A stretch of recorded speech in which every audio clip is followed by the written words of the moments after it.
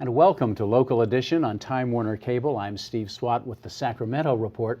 In the next few minutes, we're going to talk about the wisdom of using what's called cap-and-trade revenue to fund high-speed rail. My guest this segment is Curt Hagman, a member of the State Assembly from Chino Hills. Thanks for being with us. Thanks for having me on, Steve. So I guess we ought to talk about what cap-and-trade is just for a second. And it's, in essence, it's a fee that industrial polluters pay for releasing carbon. Yeah, it comes from AB 32, and back when Schwarzenegger passed that bill, most of the western states and some provinces from Canada were all in agreement to reduce their global emissions and bring down the greenhouse gases. Since then, every other state's peeled off. Only California is stuck on this plan.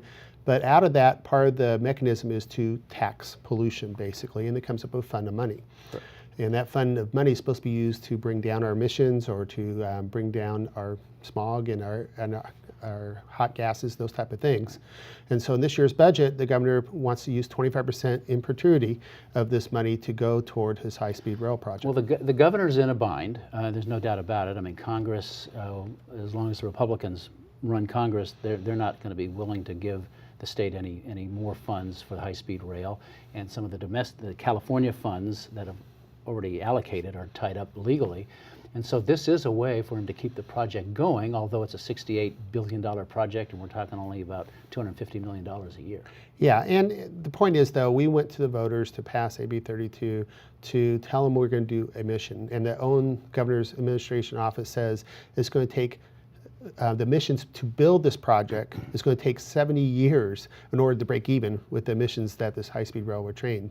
So we're talking 30 years to build it, 70 years to recoup. 100 years from now, we'll break even by spending all this money on that. So this project has been dead by a number of reasons, and we should be using these funds to really actually affect the air quality, if that's what we told the voters we're going to do with this, and actually keep our promises to the voters. But the governor says this will affect air quality and this will reduce greenhouse gases once the project is finished. But the amount of gases that is created to make this project, the own analysis from their own team says it's going to take 70 years of savings to recover from the smog or the gases promoted to build this. On top of that off, we're taxing our businesses. We're chasing them out of the state. It's going to be 15 cents per gallon for gasoline for each one of us at the pump for cap and trade.